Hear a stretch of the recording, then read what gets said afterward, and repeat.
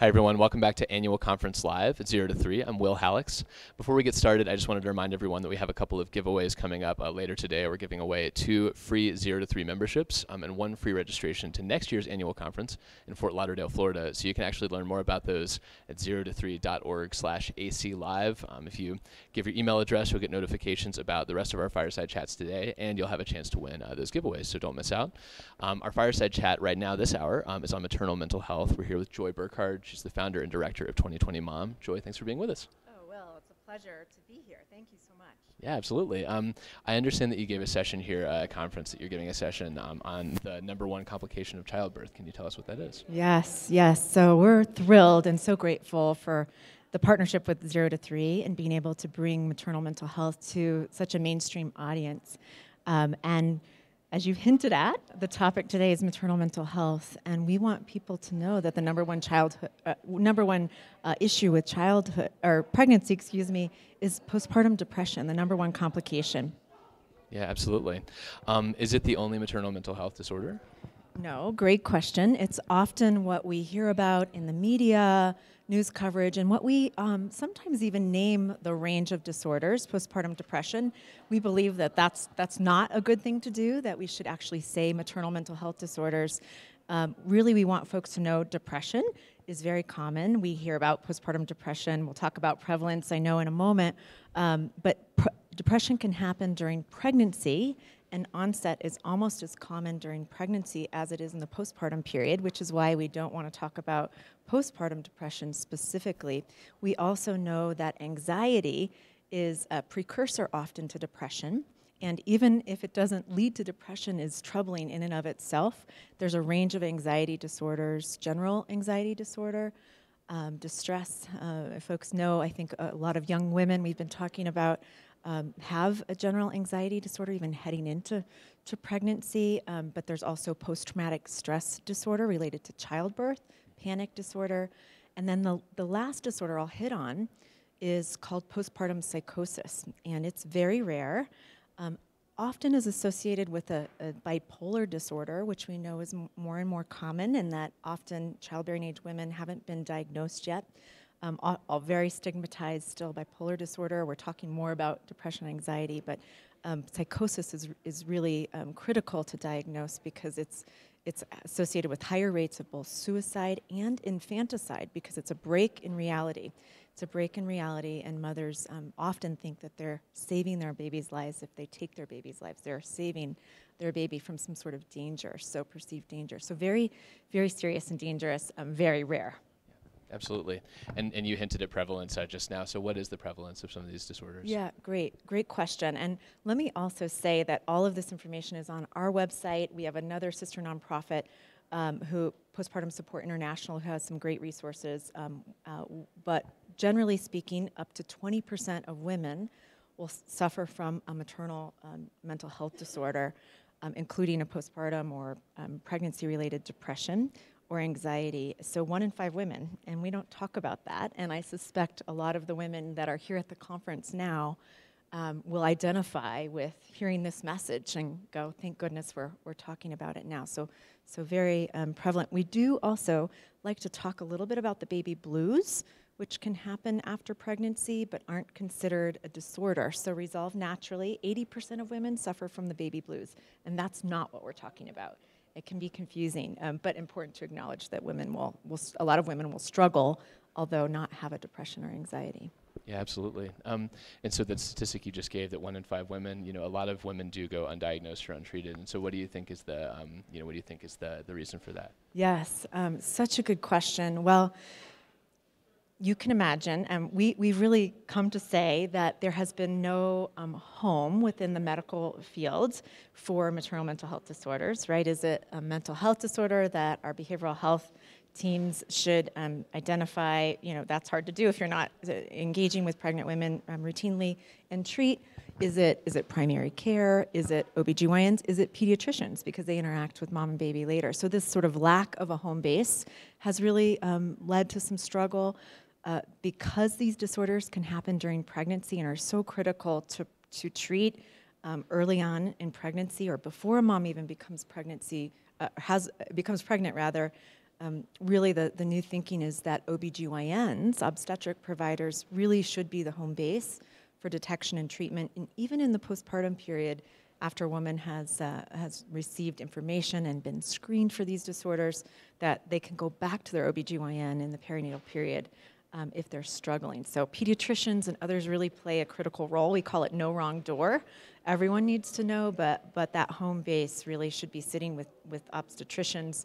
And then state and federal agencies have known that this has been an opportunity and that it impacts the dyad, right, mother-baby dyad, but the same challenge has existed. Does it sit within HRSA, because that's where our family and our programs for families and mothers sit, or is it the Office of Women's Health? Is it SAMHSA, where we address mental health and substance abuse? So it's been, I think, a challenge here in the U.S. for those reasons.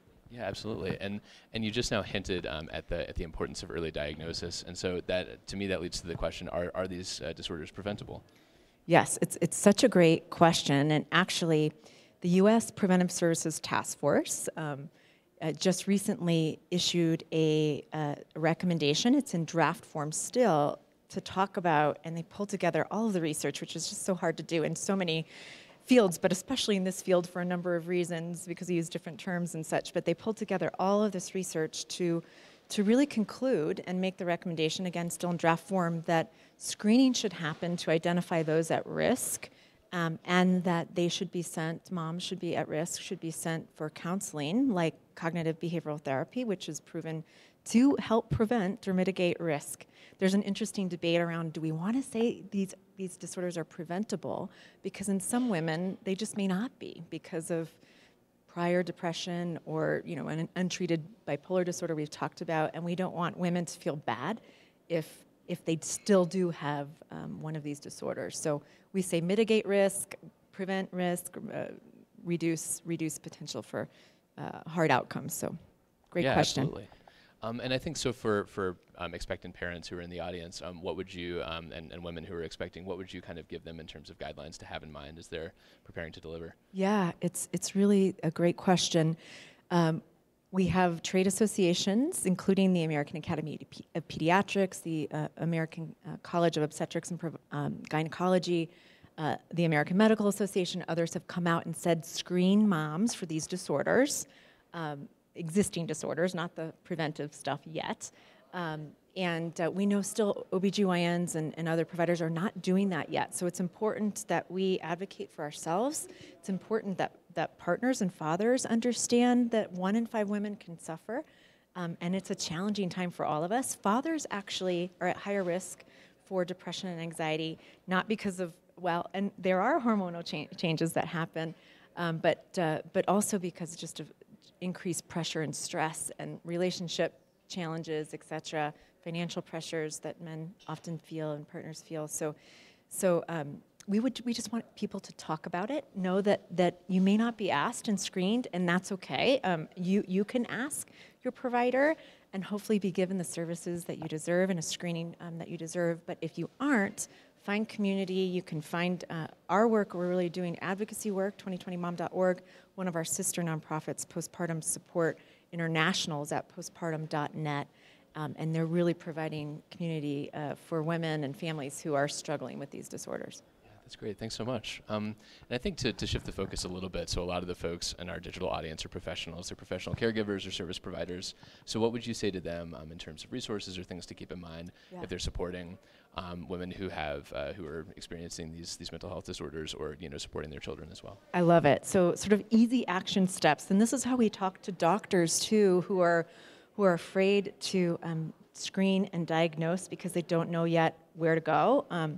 But they should get there, right? That's critically important. But the first steps for everyone, including early childhood care providers, is to provide information about maternal mental health disorders. And so there's palm cards and posters available on our website that can be customized and downloaded. Also, postpartum.net has materials. They can be posted to help normalize these disorders in offices.